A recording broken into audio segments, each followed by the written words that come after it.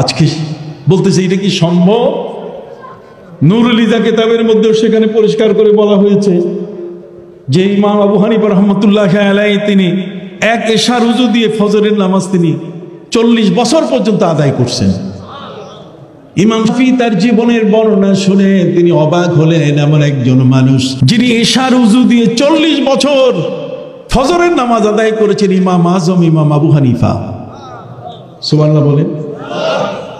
যিনি মহাগ্রন্থ আল কোরআন, পবিত্র কোরআন রমজান মাসে 61 বার খতম করতেন।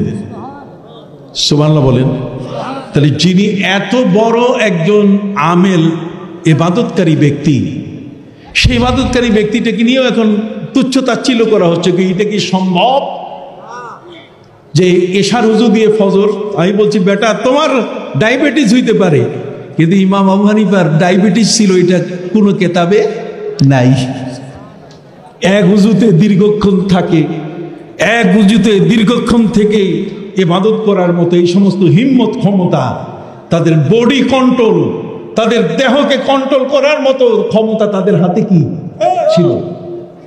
আজকে বলতেছে এটা কি সম্ভব?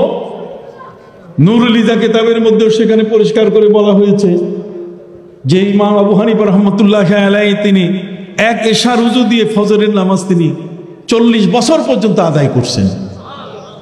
ইমাম শাফি তিনি কিতাবুল লিখেছেন, বিশাল বড় হাদিসের কিতাব।